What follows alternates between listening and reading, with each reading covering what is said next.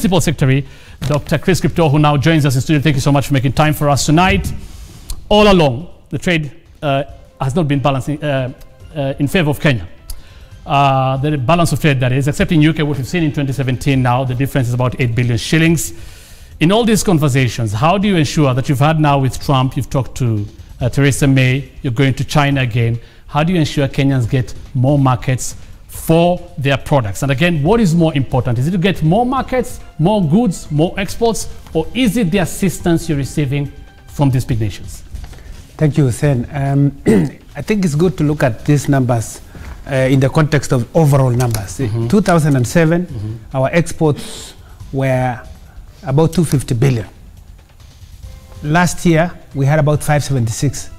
So double. In 10 years, we've doubled our exports. But over the same period of 10 years, our imports have tripled.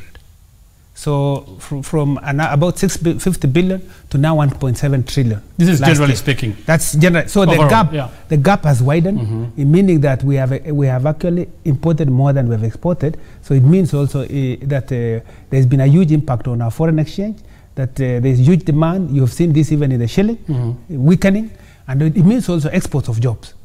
But having said that, we have realized this as a government, and we have taken action. First of all, through a policy framework, by coming up with the national trade policy. The national trade policy was approved by Cabinet in 2016. And the policy actually looks at rebalancing our trade and ensuring that we actually improve the export. So what we have done, Hussein, is to do a number of things. First of all, we have come up with a national export strategy. A national export strategy, which was just launched a few weeks ago. And in that export strategy, we are looking at export promotion and actually, we are looking at two things: diversifying our products and our markets. So if I give you an example, last year we exported about 600 billion worth of goods. Right. Of that 600 billion, 70% went to 13 countries only. And one of them is UK, and another one is US. Of what we export is also 56% were 5 products. So we have a narrow range of markets and a narrow range of products. Yes, so this is what we are trying to work on. And today's meeting with the UK is part of our engagement to see that we reverse. And getting assistance still is key for you, because they also, I believe, and in your engagements, want to preserve what they exported to Kenya, isn't it? No, I think, trade is trade. We believe in free trade, and we are all members of WTO. Okay. Every nation seeks to improve prosperity through trade. And all of us, we want to trade. UK wants to trade with us. And I think it's a matter of just making sure that we offer the products to the consumers, and the consumers are the ones who choose. Okay. So, it's because you're getting issues like security, capacity building, technology, especially from these big nations. I don't know if there are areas where you're willing to compromise.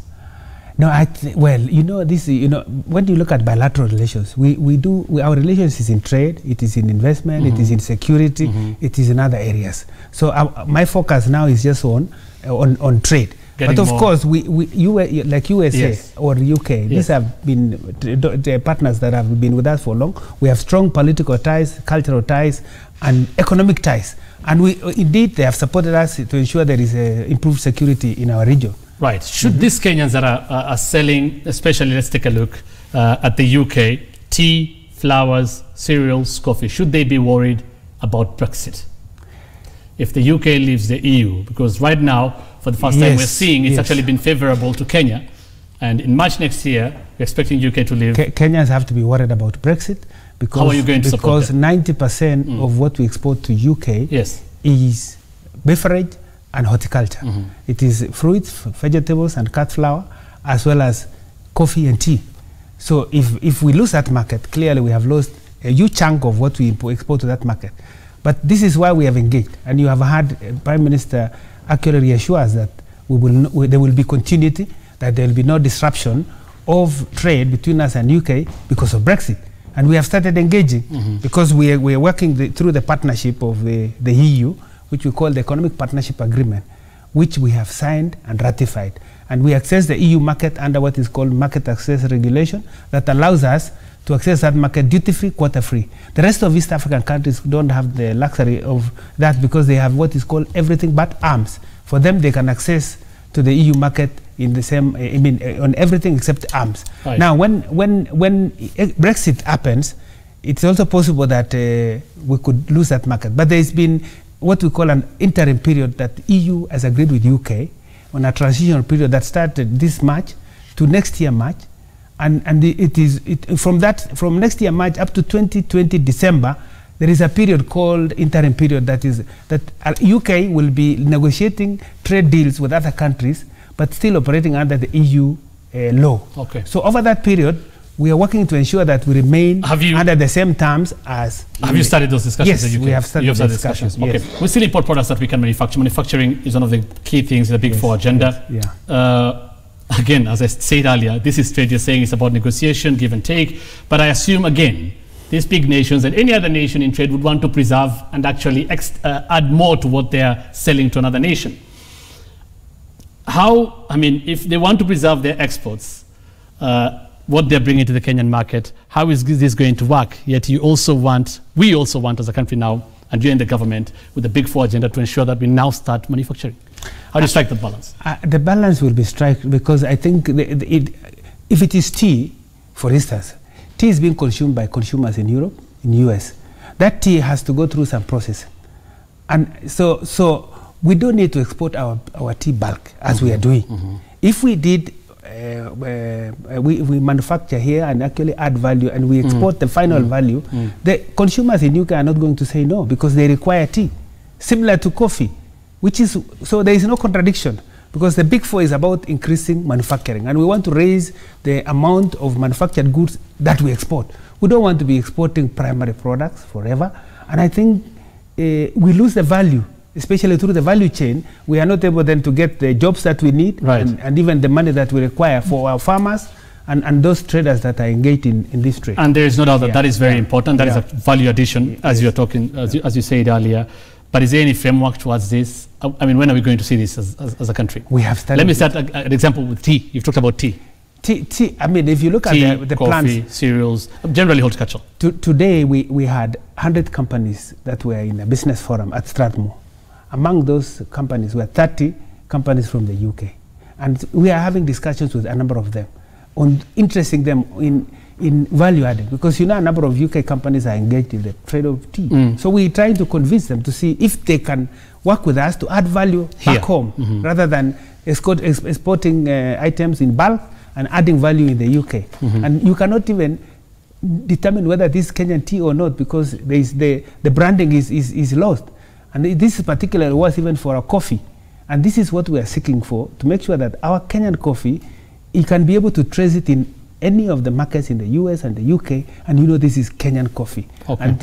And it should also be not the Nescafe alone, because sometimes you take the coffee and you go and brew or you roast and then you work on it. But right now we want to add value back home. Is there any product that you are prioritizing? We have, no, in fact, under manufacturing, we are looking at textile and apparel, we are looking at leather and leather products, we are looking at agro-processing. And what is agro-processing is a whole range of issues like coffee, tea, a lot of the pyrethrum, and a lot of the other products that we have.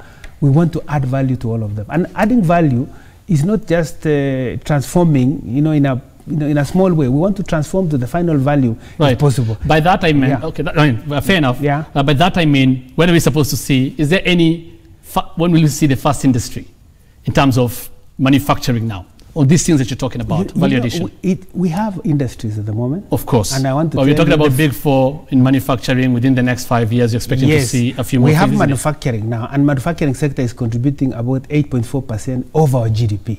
The desire of the government is to take that ratio to 15% of GDP by 2022. And this is why we have this, a lot of programs. You see us really getting out, because we want to do, we create jobs in two ways, through exports and through investment, especially FDI. So it is not that we just want to export. We want to attract companies that have the technology, have the money to be able to invest in our region, in the factories that we need, or the manufacturing sector, and then in the process be able to transform those goods, add the value get the jobs for our people, give us a foreign exchange. And the program of government is very much, we have already indicated this. It's not just about Big Four, but Big Four is the main focus. So we're looking at manufacturing, we look at food security, universal health care, and even the element of housing. Okay. President Kenyatta has again reiterated today, we heard him say Kenya is open for business to all.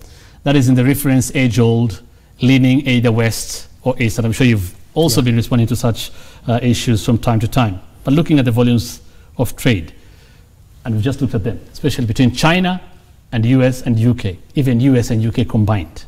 China is bringing goods, the latest 2017, of 390 billion shillings. First, looking at those volumes, there's no doubt where our heart lies at the moment. Getting more goods from China. They're only exporting goods worth 9.9 billion shillings as of 2017.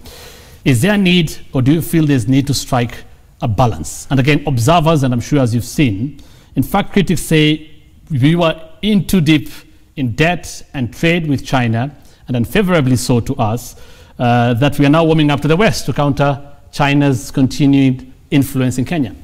No, I think I need to say this first. I don't think it is Kenya that went to China. It is China that came to Kenya and to Africa to fill a gap that exists. I think that is the important point. Number two, those numbers you show there, 390, if you look at percent, that is 24% of our imports is from China. So China is import destination number one, import source number one. But if you look at the list of up to 15 export destinations, China does not feature. Number one is Uganda, followed by Netherlands. US export. Export. Right. US is number 3. Right. UK is number 4. Right. So what we are doing now is to consolidate first on our markets that we are doing well, which is why we are in US, we are in UK, because those are markets we are doing well. And if you look at the figures, UK and US have been fairly having balanced trade, what I would call balanced trade. This year we are in a surplus, as you see there, but if you look at a few years ago, we were in a deficit with the UK. Similarly to US, we have also been in such situation, and we have benefited a lot from what is called AGOA, Africa Growth and Opportunity Act, which we have just launched our strategy for the remaining 7 years. Now for China, it is 25-2, so the ratio is very imbalanced. Yes. And we have actually raised this, we have engaged them, which is why the president is also going there. We are engaging them to make sure that we are able to rebalance. I also want to just say one thing. It is not that imports are bad. I think you need to analyze what is it that you're importing. If you are importing capital items or the things you require in your industrial development, there's nothing wrong with that. There's no problem with that. Yeah, but is that what is happening with China? Like in the case of China, it was about the SGR. And we imported a lot. We needed the SGR. The SGR is an important facility. You cannot just put up such a facility if you are not able to import. And you also need to analyze many others. So our focus is on items we are importing that we have capacity to actually manufacture. Those are the ones that you want to know. Yeah, but for those we don't have capacity, definitely we need just to have to import. Don't have a choice. Finally, Dr. Kipto, how do you counterfeit products weigh in on all this? You know, our function as a ministry is, I have, my role as a PS is work on markets, trade negotiation, and then ensure that those markets we have negotiated for get products, so we call it trade promotion. But more importantly, ensure that the arena of trading, whether you're importing or exporting, is free and it is fair. And we also need to protect the consumer. Unfortunately, we have seen proliferation of counterfeit goods, what we have called illicit. And I think we have come here before to talk about illicit trade. Illicit trade takes many forms. It's counterfeit, and if it's a counterfeit, it means you have actually mimicked. It's like faking somebody's product. You are stealing his idea and producing. That is wrong. And we have many counterfeits in our market.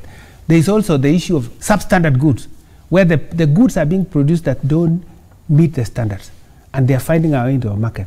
And the third component is when a good comes and you don't pay tax. So sometimes we have very illicit products because you have a counterfeit good, substandard good, and it has not been paid. That becomes worse.